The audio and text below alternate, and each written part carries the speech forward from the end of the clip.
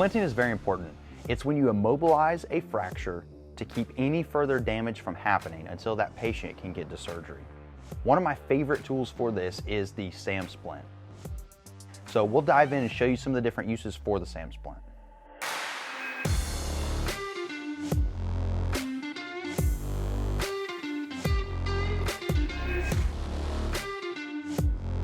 The SAM splint is a flexible splint that you can use in a variety of different applications and use it on different types of fractures. So a couple principles I want to talk about with splinting before we dive into the actual how-to. When we have a fractured bone, we want to splint from the joint above to the joint below. So that way we're going on either side of that fracture and stabilizing that bone. If we have a fracture to a joint, we want to stabilize from the bone above to the bone below. Again, going on either side of that fracture to stabilize it in place. When we are splinting, something we want to do before we start manipulating that arm or moving it or splinting it in place is we want to check for pulse, motor, and sensory, or circulation, motor, and sensory. So we want to check CMS on these patients. So when we are checking for CMS, circulation, if we are splinting an arm, we want to check for a radial pulse. We have a good pulse present, we want to note that. If we check for motor function, I want to make sure that my patient can still move their fingers. And then sensory, I want to see, which finger am I holding? My ring finger, okay. I want to make sure that they are feeling that those nerves are not damaged. And so I have a starting point to work from, and then I'll trend that as we start splinting. Once we've placed that splint, I want to go back and assess the CMS again. Circulation, good pulse, motor function, and then also sensory on that. I want to make sure nothing I have done in the splinting process has hindered either one of those. If so, I may have a splint too tight or maybe pushing pressure somewhere that doesn't need to have pressure. So I want to make sure that I do that before I start moving this extremity, and then as I splint it and stabilize it, I want to continue to reassess for that CMS. So when we're trying to figure out what position to put these patients in when we are splinting, a couple things to note. We want to try to splint that extremity as we find it. We don't want to do a whole lot of manipulation with that extremity. That being said, sometimes it's very hard to splint an extremity when it's all tucked out crazy ways, right? So we may have to adjust slightly to get that extremity in a neutral position to be able to splint it. Another thing that we can keep in mind is we want this to be in a position of comfort for that patient. Remember, if we have a fracture, there's arteries and there's nerves inside that arm that we don't want to damage, but there may be pressure on a nerve. So if the patient is more comfortable moving the arm a little bit and that's where they want it splinted, let's try to splint that in place there. But we don't want to have a whole lot of manipulation of these extremities until we put that splint on. So we want to use that splint to hold it in place so that there's no further damage until we can get them to surgery, and then they can go in and fix everything. So the SAM splint is a foam splint, but it has a flexible metal core inside. So we can apply this to an extremity, we can mold this to fit to that extremity even if there's deformities, and then we will curl up either side of this to create a C. This C shape offers a lot of rigidity and keeps that from flexing. So that's kind of the basic of how the SAM splint works. Mold it to the arm or the leg, and then roll up the edges to keep it from flexing. So I'm going to use my shears. I'm going to cut off a section of this splint, and then I will bend this up on either side. And before I place it on the extremity, I'm going to go ahead and squeeze this all the way together on the end. This makes it a little bit more secure up top now, and I've got a channel to slide the finger in. And you can also, if you're trying to make sure that this is to the right curvature, you can use your own anatomy and make sure that it fits in there like you think it does, and then you can apply this to your patient. Okay, so once you have it curved and you have this pinched on the end, we'll go ahead and slide this onto the finger. And then we'll use some tape or a wrap to go ahead and secure this in place. Okay, so I've cut this one down to size, and just remember, if you're gonna cut it down to size, make sure you fold that edge over so you don't have a sharp edge exposed on these. I've used my wrist as a template now so that I'm not manipulating the patient's wrist as I start shaping this. So I've got it pretty close, so I'm gonna go ahead and gently slide this underneath, hold that in place, and then I can make any last minute adjustments on this if I need to. Once that's in place, I'll go ahead and start wrapping this.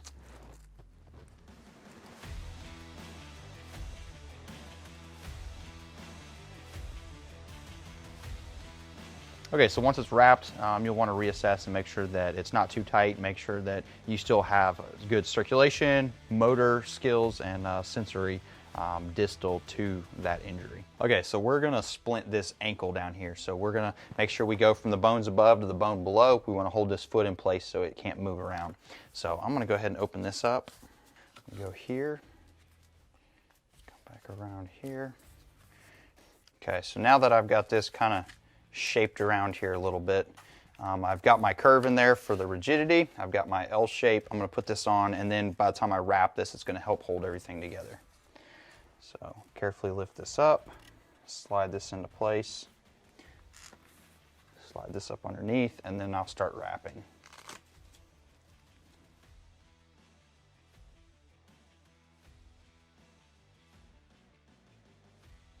Okay, so now we've stabilized the ankle. Okay, so if you need a little bit more support on the ankle, I'll actually use 2 SAM splints for this. So I'm gonna slide this up underneath, and we're gonna wrap the ankle a little bit more. So again, be real careful when you manipulate the ankle here. Slide this up underneath. This is gonna come up and over, and then it's gonna wrap around this way. Same thing, once we have that, this comes up and over. It gets wrapped around this way, back around behind it, and held in place. So now we've got that ankle held, but we also don't want anything moving, so we're gonna stabilize it a little bit more. So we'll take our second one. I'm gonna do what's called a sugar tong here. Fold it up on either side, and then either side now is gonna get that curve. We'll adjust it here in a second. So again, I'm gonna pick this up, slide it into place, and we're gonna run right up the leg, and this is gonna stay on either side. So we have wrapped the ankle, but now we've secured this ankle up to the leg so everything stays in line. And again, we're gonna wrap this to hold it in place. Okay, so if we are splinting a bone, remember we wanna go from the joint above to the joint below. If we're splinting a joint, we wanna go from the bone above to the bone below. So if we're doing a longer area, or we need a longer splint, we can take these SAM splints, fold them out.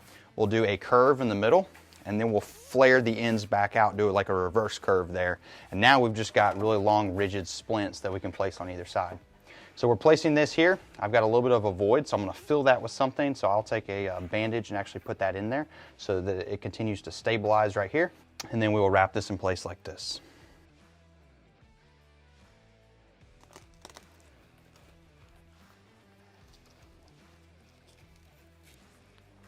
So we've splinted from above the wound to below the wound, and we've actually left the wound exposed here so that we can continue to reassess and make sure that nothing is getting manipulated there. We want to make sure that we can still access pulses. We can check for pulses and make sure we haven't done anything to decrease those pulses after we've splinted. Okay, so we're splinting a forearm here. So again, we need to splint from the joint above to the joint below.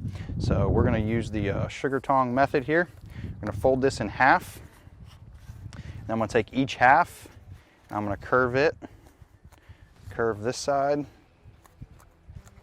then I'm going to slide this from behind, lay this directly in here, open this up so it's not putting pressure,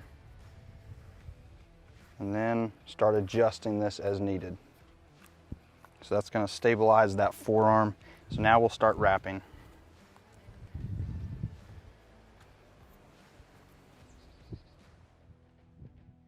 Okay, so for a humerus fracture, again, joint above to joint below, I've got a J shape here. I've taken about a third of this, fold it back on itself, bend it over.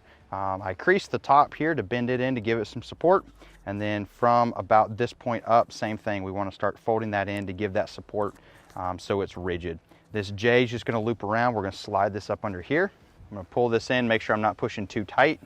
And then this will just follow right up on the arm, adjust it as needed so that it's still rigid, but it's comfortable around the arm. And we're just going to support that in place.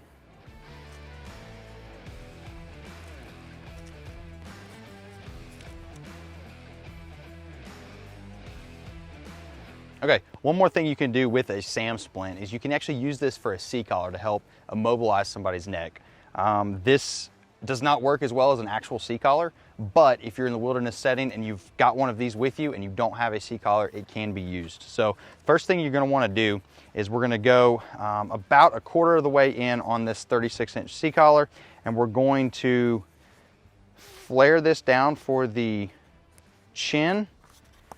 Then we're gonna make a slanted fold back over like this. Okay, so now I'm gonna fold this other side back over. Now I've got a spot for the chin. This comes up on either side. I'm gonna go ahead and shape this a little bit before we try to put it on the patient. I'm gonna leave a little bit of a bubble out to the left. It's gonna go around the back, and then when we get over here, we're gonna leave a little bit of a bubble out on the right as well. Okay, let's try this. So we'll slide this on the patient. This comes right up under their neck. If you need to readjust, you can readjust this now. We're gonna leave this off to the side. So we leave a little bit of gap here. We'll come back around the back side, tuck this in here, and again, we're gonna leave a little bit of a gap.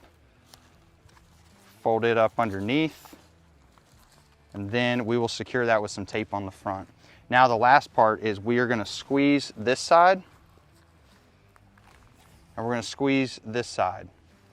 And that's just gonna take some slack out, and that's gonna start securing it up to the patient. So that's gonna be our adjustment to actually figure out how to tight to get this.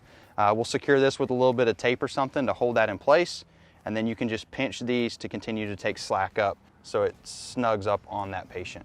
So once you have it on that patient, you can readjust this as necessary, bend it, make it a little bit more comfortable. Again, this is not gonna be as good as a C-collar, but if this is all you have in a wilderness setting and you're concerned about a spinal fracture, you can use this in a pinch. So that's an overview of the SAM splint. In trauma, most things are not textbook. So if you have a fracture, there's no telling what the angle may be, how it presents, and that's what's good about the SAM splint is now you can form it, you can cut it, you can shape it, and you can use the SAM splint in a variety of different applications for the injury you have. It's lightweight, it's cost effective, it's very slim and easy to store in your kit, so it's a great addition to your kit. Especially for any sort of wilderness medicine where you have to be lightweight and think about what you're bringing with you. You can find these on our website at 6ecosystems.com. Give us a like on this video if you found it helpful. Leave us a comment below if you have any more questions regarding the SAM splint. And go ahead and subscribe to our channel so you get future updates on future videos. And remember, stay vigilant and stay safe.